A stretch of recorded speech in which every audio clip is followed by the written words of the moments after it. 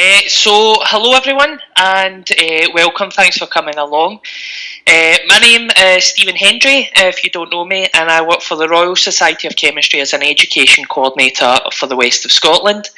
Everything that we offer is free or fully funded by the Royal Society of Chemistry, and it is my job, my full-time job, to support primary, secondary, our student teachers, and working with our members to deliver outreach activities. So if there's anything that I can do to support your classroom teaching, please get in touch with myself. I cover the west of Scotland, and my colleague Laura Alexandra Smith covers the north and east of Scotland. So together we cover the whole of Scotland. So if there's anything that we can do to support you, please get in touch, and there are my contact details there. Everything that I'm going to talk about, all the links, all of the resources, I'll share with you, and I'll share the slides with you, so you'll have all of this available afterwards. And obviously I think Hannah is recording it, and hopefully that will be made available to you afterwards. So just before we get started, I've just got to touch on a couple of things here. Obviously, the RAC, we are inclusive, we support everyone.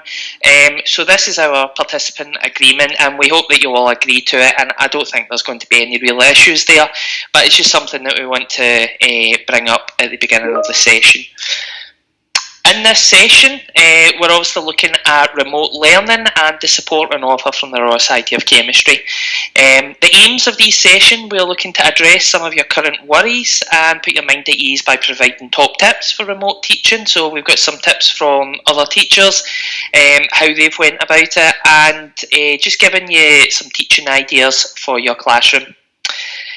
The outcomes, we hope that you have a better understanding of how to get the most out of remote learning, and probably most importantly, get in touch with myself if there is anything that I can do to support you. So obviously we can go from running sessions like this to talking about funding, careers, resources, events, any practical activities, etc. that you're looking for. So please just get in touch if you've got any questions. So I delivered a session before, and this was looking at top tips for remote learning. So things like using Kahoot, using Mentimeter, Padlet, how to sort of communicate with your audience and things. And this recording can be found at the following link. But today's session, I want to touch on the resources that we have available. So I know our audience is primary and secondary teachers, so I'll touch on the primary and I'll touch on the secondary and where to find them.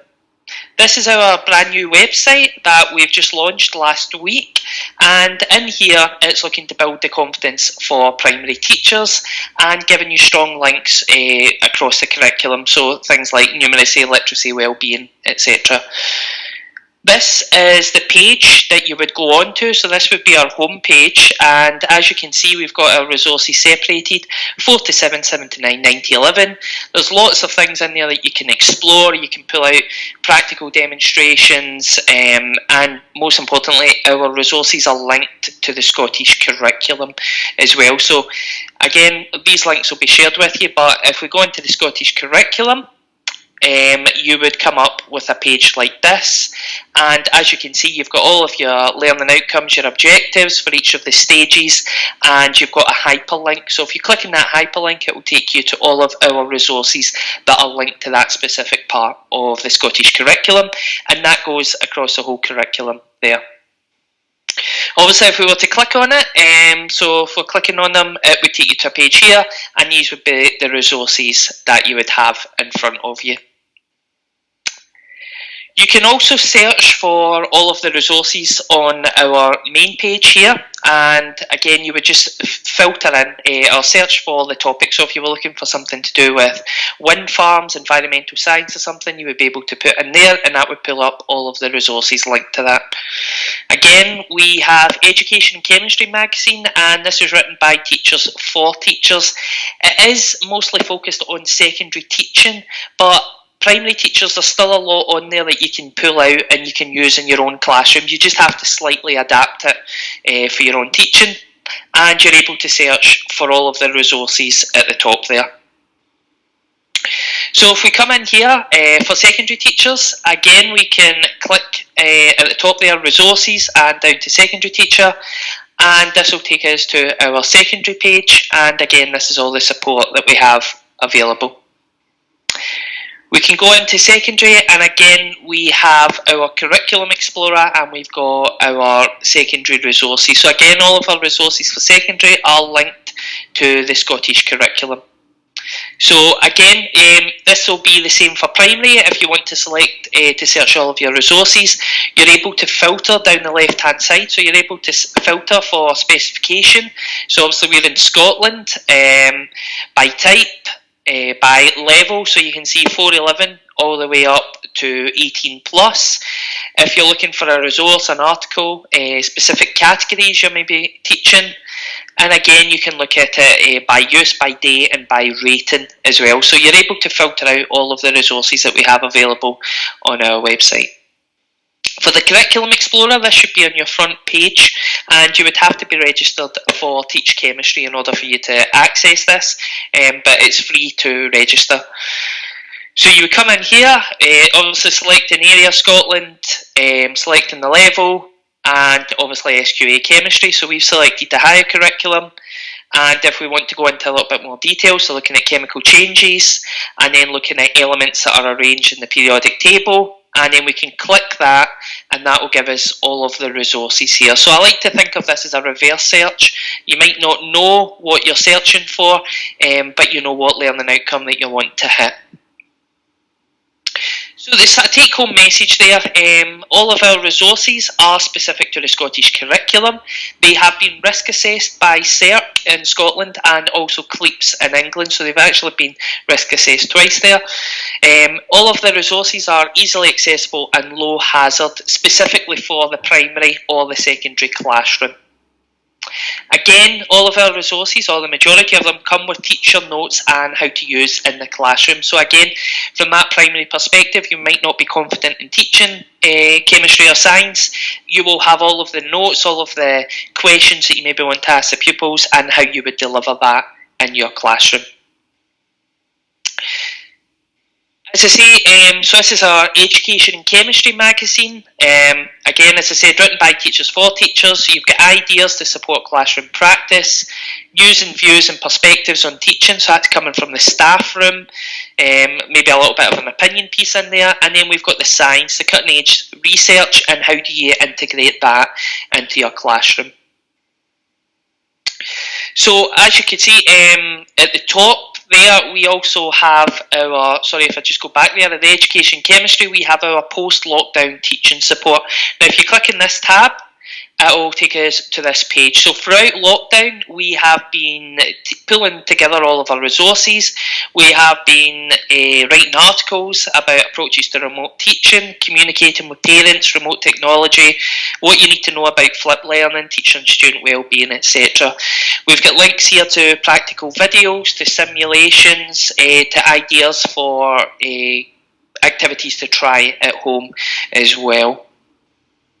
A couple of things here. So as I said, each of these articles are written by teachers, and it gives you ideas, practical ideas that you can use in your classroom, tried and tested. So teaching practical chemistry remotely, top tips for taming technology, so getting the best out of it. Looking at feedback as well, so feedback's been something that came up throughout this remote teaching. It's something that, how do we give positive feedback to the pupils remotely and make sure that they're understanding the concepts. As well as that, we've got some opinion pieces, so keeping the lines open and supporting your students.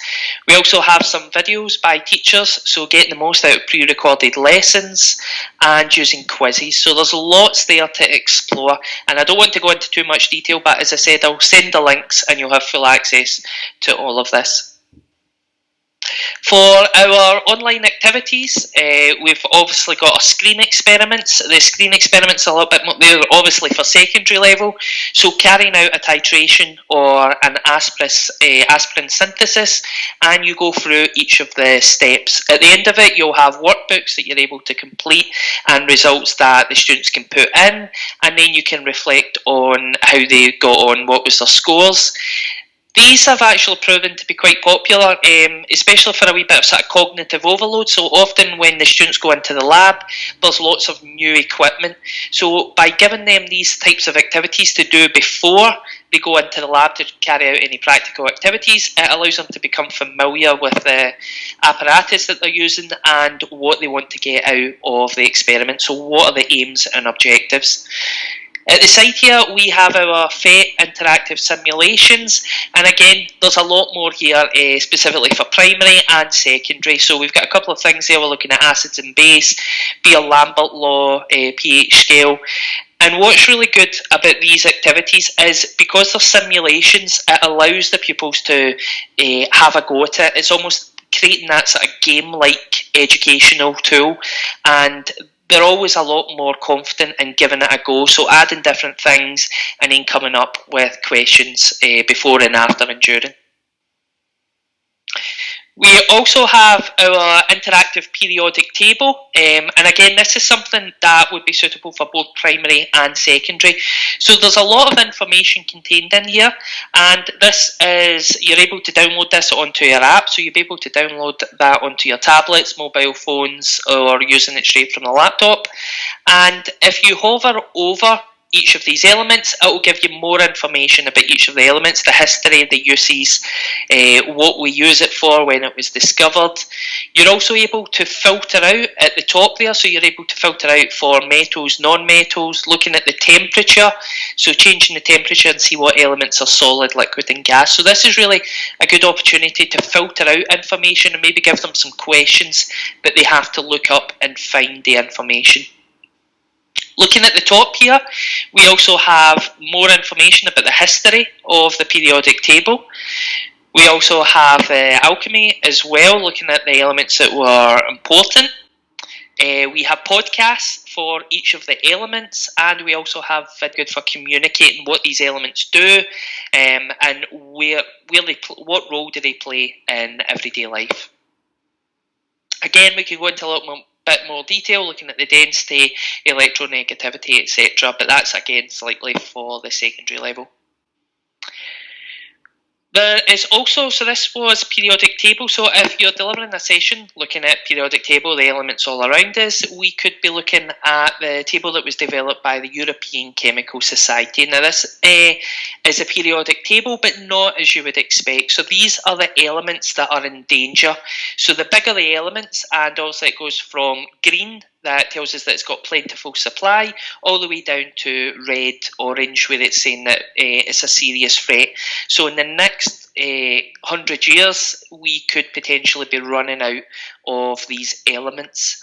You also see that there's a mobile phone on each of these elements, and this is linking it back to the elements that go into our mobile phones.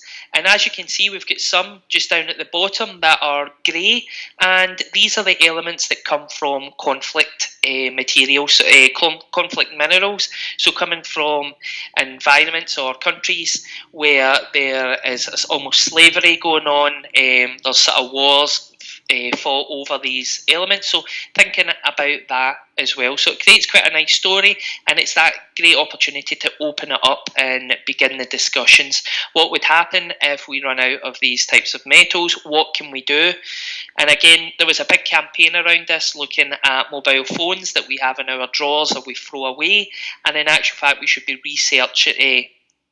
recycling the elements contained within our mobile phones and electronic devices rather than throwing them away to landfill, because otherwise we have to go into the ground, we have to dig in, and we have to pull out these elements. So if we've already got them out, we should be recycling. With this, it's also Elemental Escapades, and this is a game that you can play. So again, this is an educational game, and it's almost like Super Mario, where you're running through the different levels, but here you have to add up. So you go along, and in the case here, we've got the wee guy up here, and he's got chlorine and hydrogen, and he adds them together and he makes hydrochloric acid. So again, this is suitable for both primary and secondary, and it's just in terms of the questions that you may be asked, or just introducing these terms very slowly. There's other examples where they've got to go get oxygen.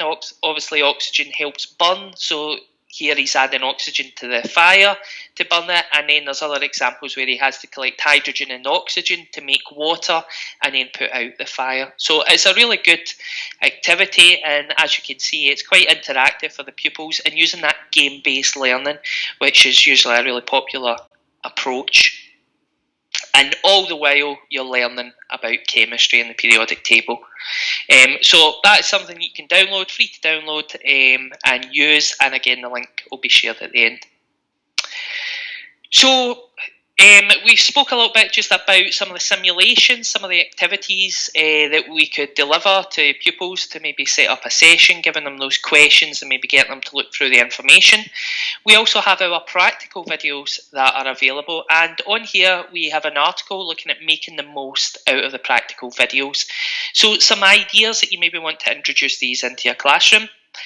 So imitate the teacher demonstration. So when showing a video, you maybe want to mute the audio and you maybe want to deliver your own narration. So you maybe want to pause the video or speak over specific points and emphasise the bits, the take-home message for your pupils as well. So straight away, rather than the pupils just sitting there watching it, they're interacting with you, they're given the opportunity to ask any questions and allow them to start thinking about these practical demonstrations. Again, we could give it to the students in advance and allow them to watch it and then talk through what they've seen. So if they get any questions, is there anything that they would do differently? What do they think the practical video is trying to achieve? And then allow them to come up with any questions that they could then rewatch the video or open up these questions within the classroom so that you could answer it as a class. There is also flipped learning, so again, asking the students to watch it live and then again, just allowing them to become more familiar with the equipment so that when they come into school, hopefully when we go back to face-to-face, that they'll understand these are the practical activities. I watched the video and now I know where the equipment should go and how to put it together. So it allows them just reducing that cognitive overload.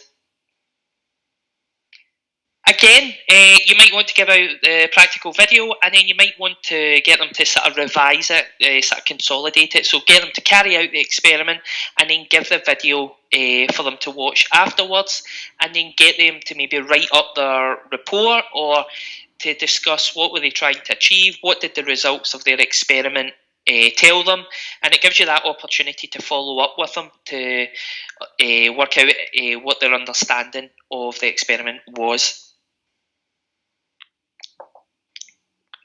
So moving on to practical videos, so for secondary we have just released our practical videos for 14 to 16 and ages 16 to 18, and as you can see these are the topics that were covered and we're due to produce more of these videos as well. Each of the videos comes with a variety of resources and looking at pause and think questions, so places within the video that you pause. There's integrated instructions, follow-up worksheet calculations, technician notes and addressing misconceptions. So if there's any misconceptions or common misconceptions that your pupils might come across. For primary, we have a whole host of primary demonstrations. So in this case here, these videos, they carry out the experiment, but as you can see here, the person is just talking over the experiment and talking about the learning outcomes.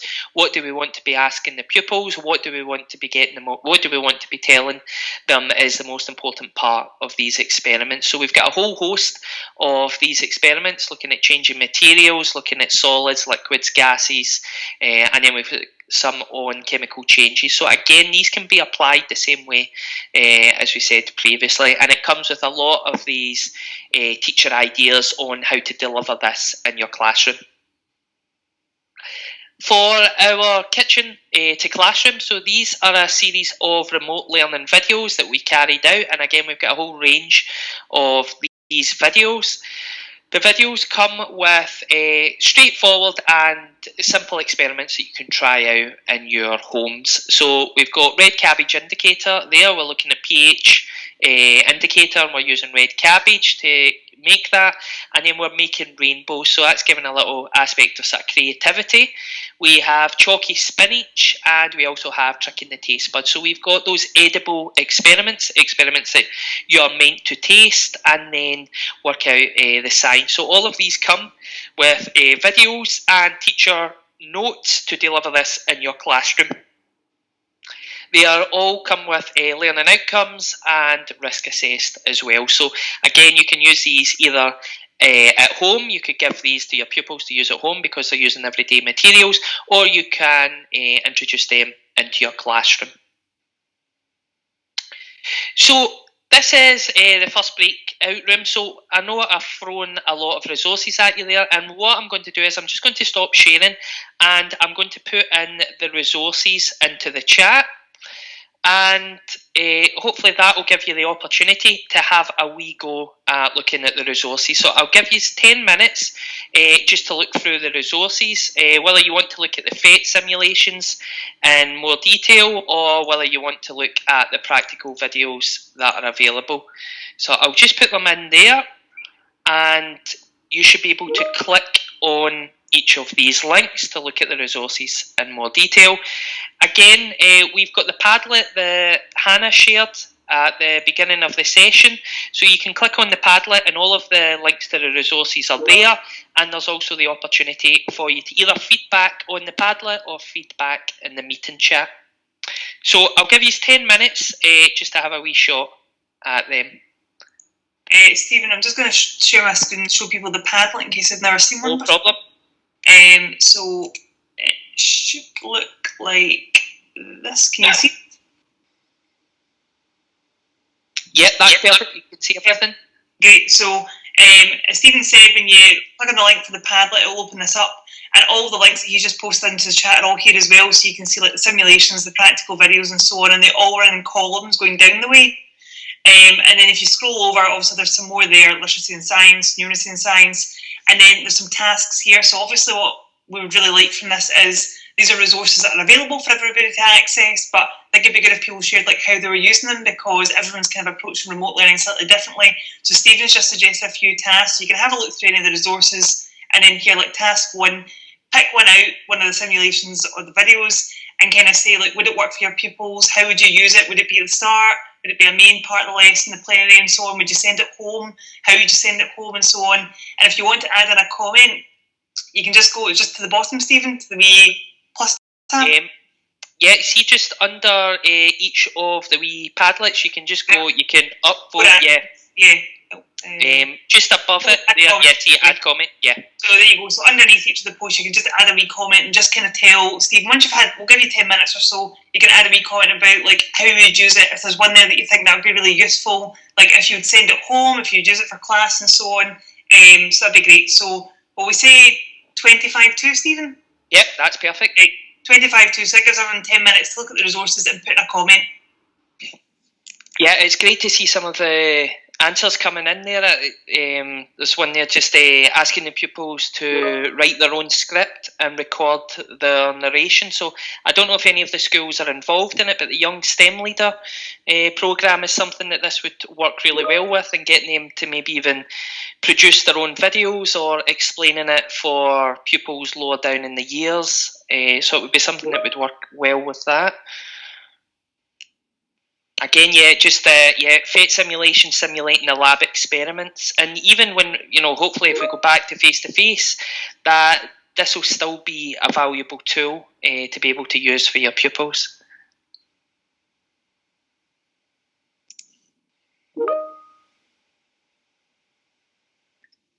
So a few more minutes until we look at some of the resources and any comments you want to share. Again, you can put it in the Padlet, you can put it in the chat here. I'll just make sure that there's a copy on both. Be really interesting to hear some ideas from everybody, because an idea that you might have, somebody else might think that actually would be perfect for my class, so always good to share.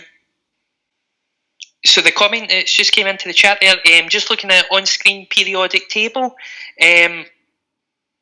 running elemental races where the pupils are given random elements and they have to find the densities. I should have pointed out we have some resources on our website. So we've got elemental bingo, the history of the elements, guess the element. So there's lots of activities that go alongside that you could maybe set up. And again, these have been used for both primary and secondary because essentially they're just looking, they're having to search for the information that's available and come to their sort of conclusion, answer the questions. And I ran an outreach activity with the elements as well, where we were looking at a scavenger hunt. So we put elements across a country park, and for example, we had maybe an iron fence, and we would put the element iron, and that was to get them thinking about how the elements are all around us and everything that we do. And that could be an activity you maybe want to try within your school, but obviously with the current restrictions, you're maybe not able to move around as freely.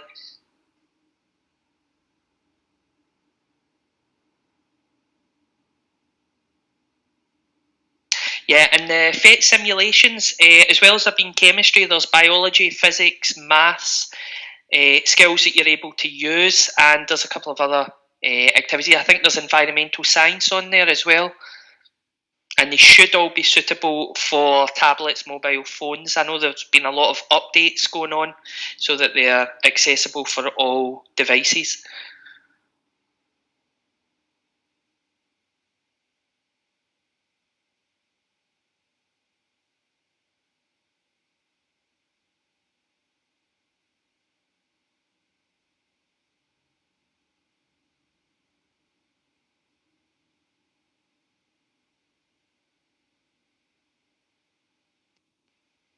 Last 10 seconds for any comments, Wayne.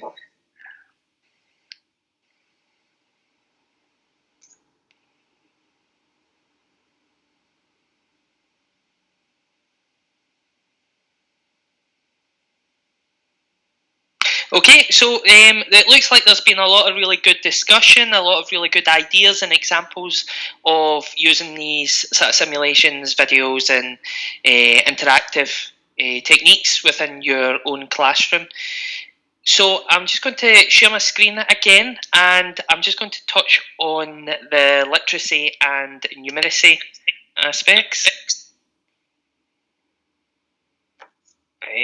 Sorry, just go back. Breakout.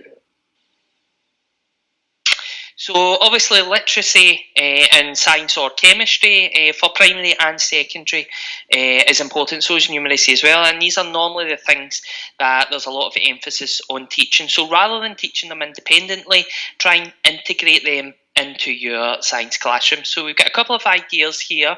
These are taken from our Education Chemistry magazine, so ideas and tips that teachers have been using. And here we're looking at tackling tricky terminology.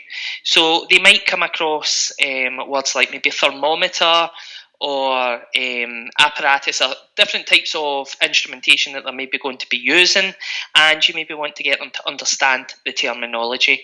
So we have four sort of main points that we want to look at, and it goes into a little bit more detail. So in the first case, when they come across new terminology or you're introducing a new word, you want to ask the students, what do they already know? Have they heard the word before?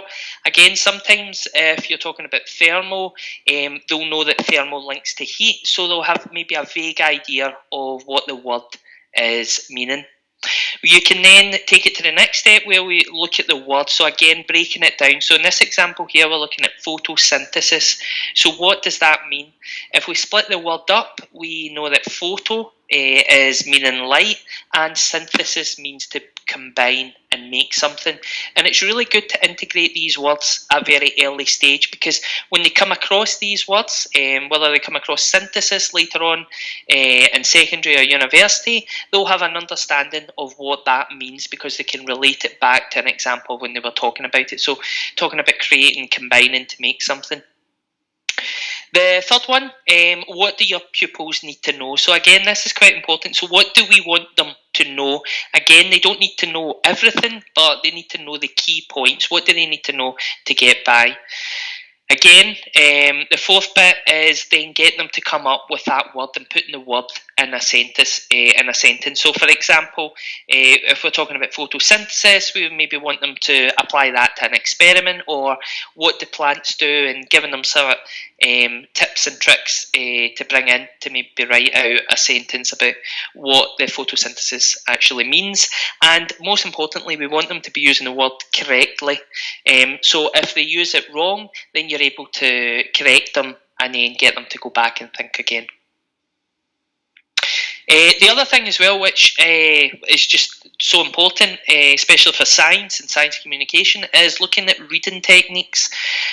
So here, you would maybe give them, you could give them a newspaper headline, you could maybe give them a resource or a scientific journal if it's later on in the years, and you could get them to think about these 4 sentences. So I wonder, read the first paragraph and then ask the pupil some questions. What do you think the reader is asking? What do you think this journal or this article is going to be speaking about later on?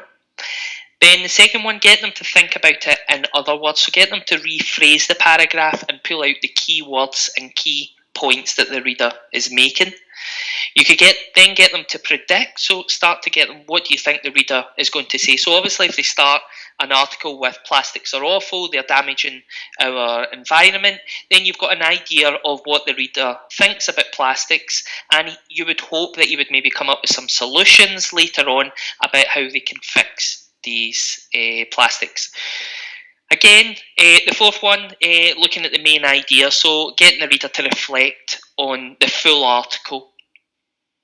Now, with these strategies, you can either do them individually, so you could give them as homework on their own, or you could get them, put them into small groups, so groups of 4, and each member of the group maybe takes a different part. So one of them reads aloud and asks, I wonder, start looking at that first point, and then you've got the second one that summarises, predicts, and then states what they think the idea is. And working in these groups to practice these strategies and come across this comprehension technique works really well in the classroom.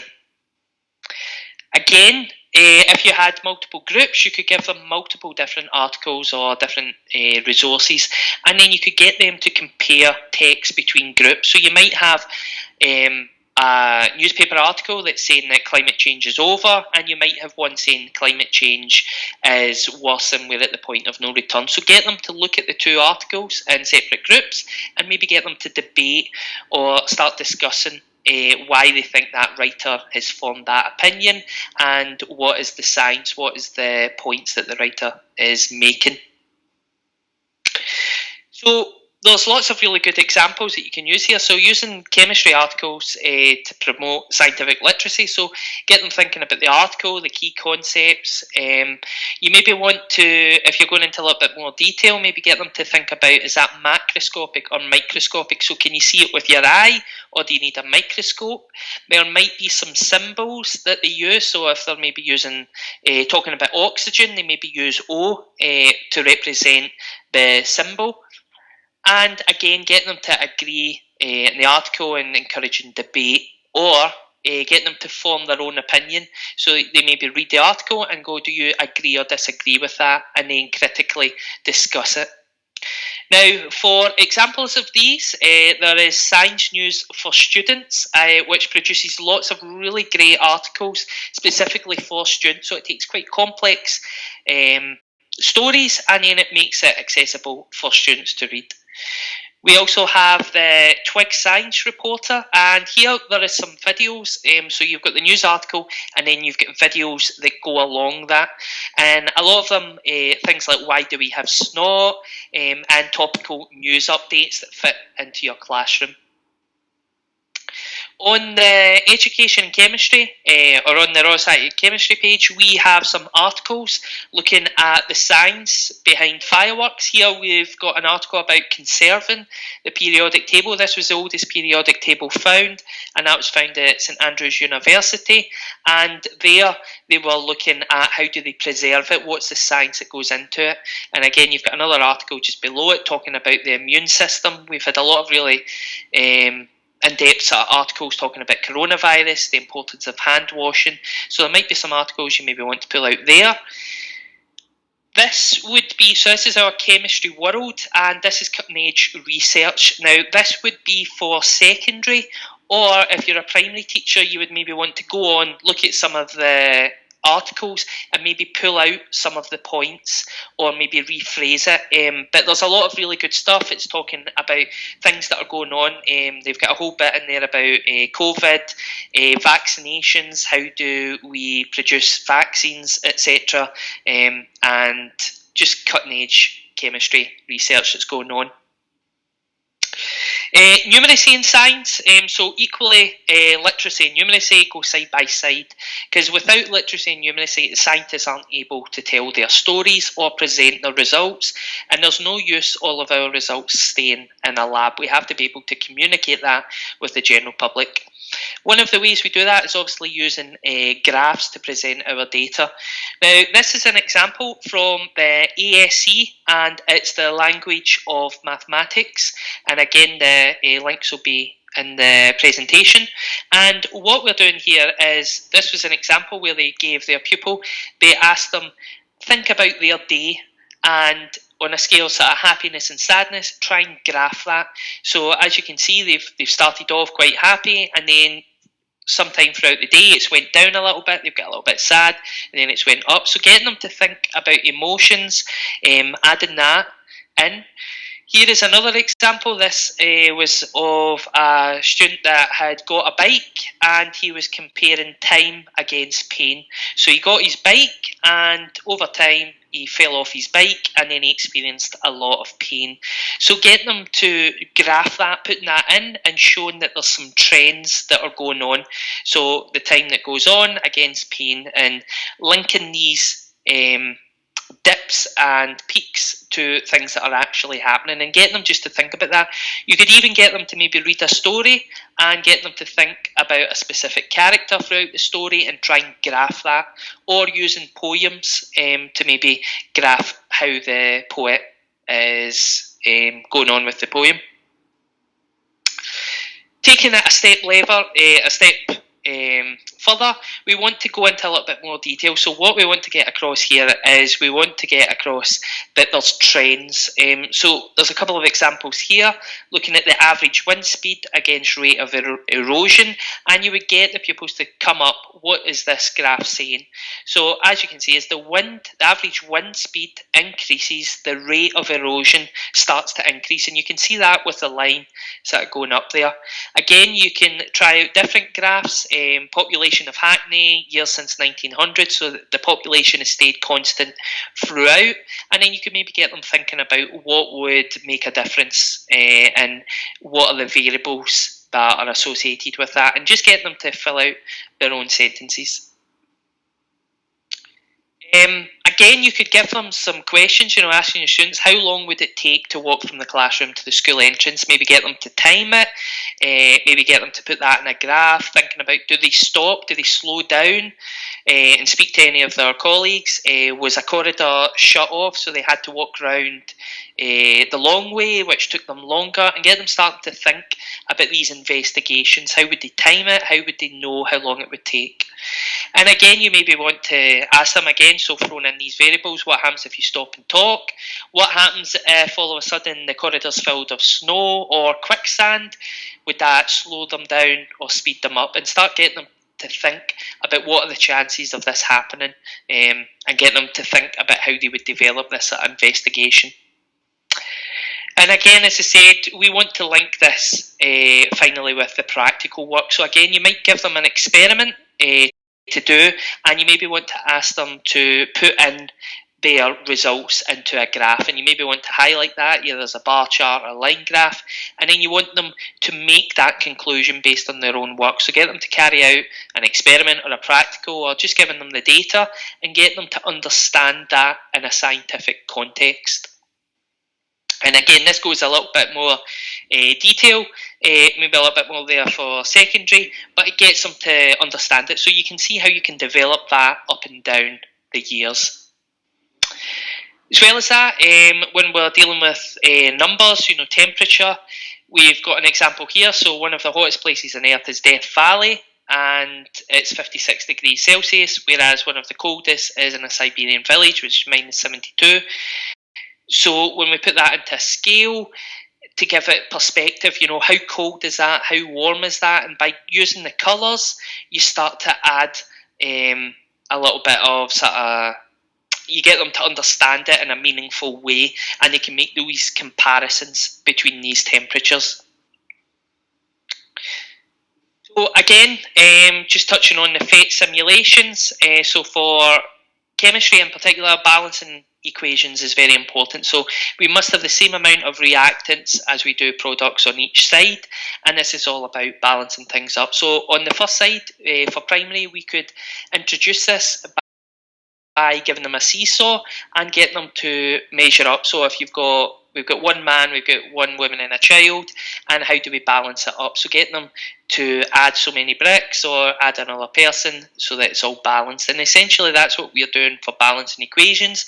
And if we can introduce a skill, then on the right side there, we can get them to start linking up with the number of elements that are on each side. So again, as I said, we have to make sure that they balance up for the reaction, and it's a skill that they'll come across. So we have breakout rooms again, sorry, not breakout rooms, just an opportunity for you to have a wee look through some of the resources that I've got. So these should be on the Padlet, just under literacy and science and numeracy science, and I'll give you just 5 minutes, so a little bit shorter here, just give you 5 minutes to maybe look through, or if anyone has any questions that they want to raise, feel free to either type it into the chat or put on the mic and speak up. I'm just copying and pasting the links, Stephen. Thank you. Just from the Padlet, and so if anybody obviously doesn't have access to that, you can access it in the chat. So here, the first lot here, and this is literacy and science. Should hopefully, yep, that's fine.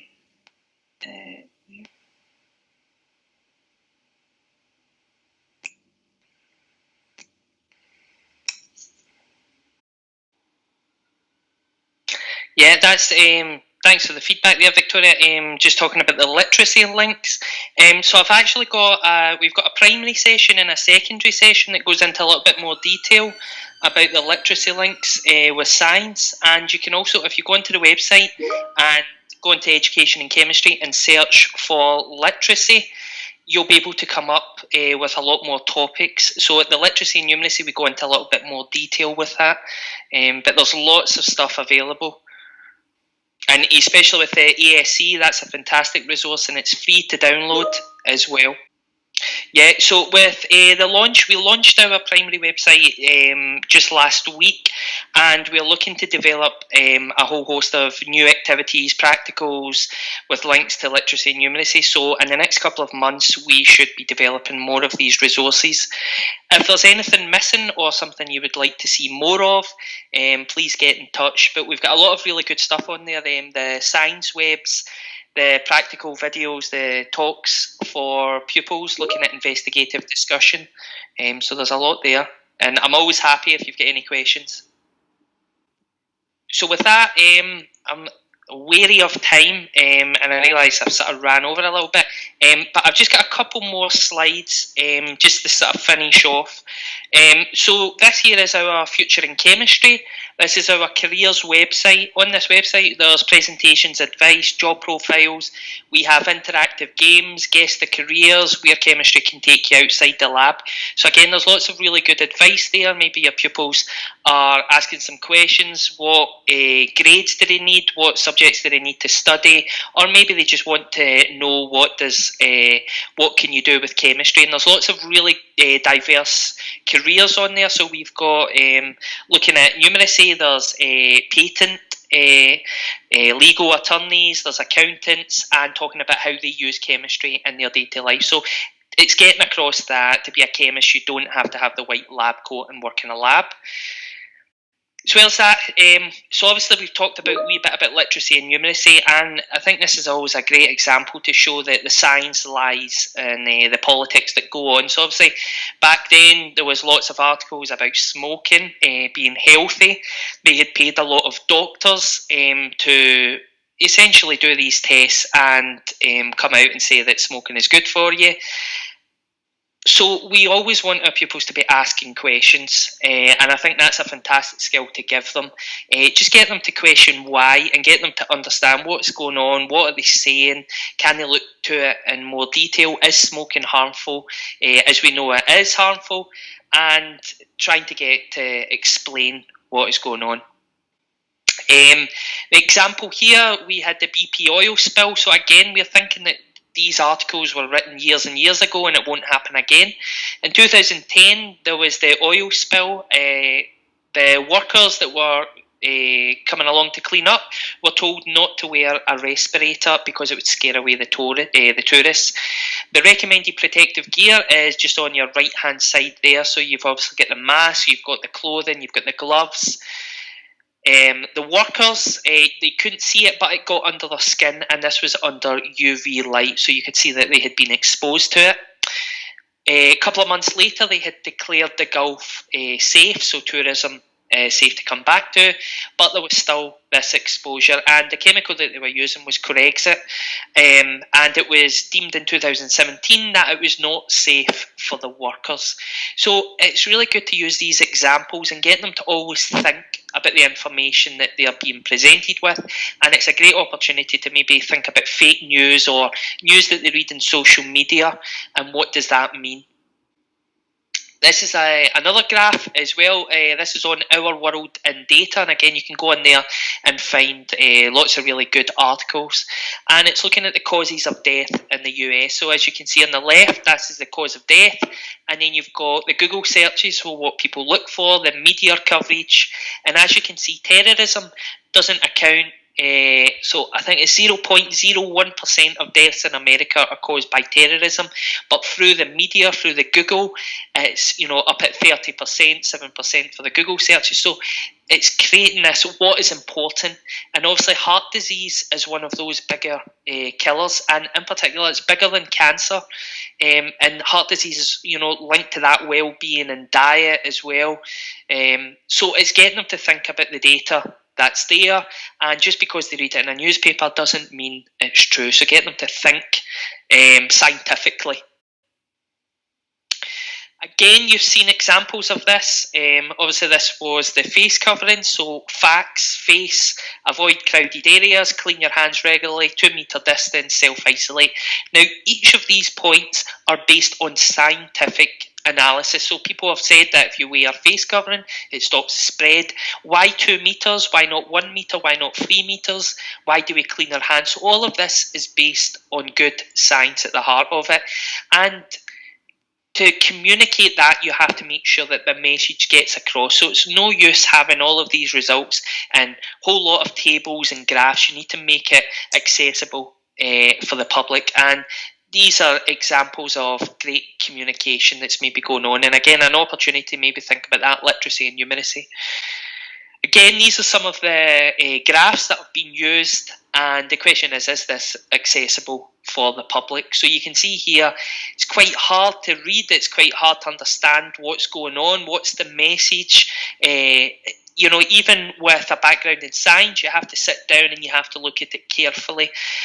At the side there, you've got the graph that goes up, R equals 1, so we have to put in these steps to lower it, but it doesn't tell you about how long they expect that to take, or it doesn't add any of the axes, and then about giving clarity as well, so just trying to communicate what is expected and what is likely to happen. And again, that is open for debate about the way that the communication, has it been positive or negative. One example you could use is you could compare the Spanish flu pandemic with COVID-19, and again I put a link into some resources around the Spanish flu pandemic about what they did differently, and you can make these comparisons between the two. What was the reasoning behind it? And in particular, the Spanish flu pandemic had really good communication, so people really knew and understood the threat at that time, when compared to COVID. So again, these could be discussions that you have in your classroom. And I always like to finish, that's just at 5 o'clock. This is the Veracity Index about trustworthiness of professions. And as you can see, in 4th place and in 7th place is teachers and scientists, with 85 and 82% trustworthiness. At the very bottom, you can see the politicians and the advertising executives. So we have a sort of privilege that people listen to what we say in terms of they trust us, and it's a great position for us to be in, to communicate the importance of science and the importance of communicating good science as well. So these could maybe be activities that you give them as open-ended questions to try at home, or get them to discuss science in everyday life. Just to finish, teachers are not working from home, they are working at home during a pandemic, and there's a massive difference between this. And on our page we have lots of articles about well-being, how to take care of yourself, some advice about working in a supportive department, maintaining good mental health, and that at the end of the day is the most important thing, that you look after your well-being and your mental health as well. And we've got lots of really good strategies in here to support that. So with going global, obviously I cover the west of Scotland and my colleague Laura Alexandra Smith, north and east, but we have ECs across the UK and Ireland, and because we've went virtual, you have access to all of these expertise. So we've got teachers, we've got scientists, we've got astrophysicists, we've got food scientists. So if I'm not able to answer a question, one of my colleagues will be able to answer the question. So this is the supportive group that we have, and as I said, as it's virtual sessions, it's a lot easier for us to deliver virtual sessions if you're looking for a specific topic or want more information. A couple of events that are coming up is our primary teaching. So we've got that on the 10th and 24th. I'll put that into the chat so you've got that, and it's on the Padlet. And again, we've got our professional development for our secondary teaching. Thank you very much for taking the time out, especially in these busy times. Yep, that's us. So Stephen, just want to say a big thank you for coming along tonight and sharing all those resources. Obviously, like, a lot of people might not know that they are available to use and available for everyone to access. But what we'll be doing is I'll send out, if you don't mind, a follow-up email, and it will just include maybe your contact details in case anyone's missed them here, I don't have access to them, and then some links to the website and kind of the careers and things. Obviously, all the links that Stephen shared are on the pad. You can revisit that at any time. I understand they might not work on the GCC iPads, but it might work elsewhere. But any of the kind of links that Stephen's mentioned, including the info about the CPD that's coming up, I'll put them in an email and send that out tomorrow morning to everybody, if everybody's quite happy with that. But yeah, thanks again to Stephen for coming along tonight. I'll hang about for a couple of minutes. I'm sure Stephen will too in case anyone has any questions. But if not, everybody enjoy your evening, and thanks for coming along.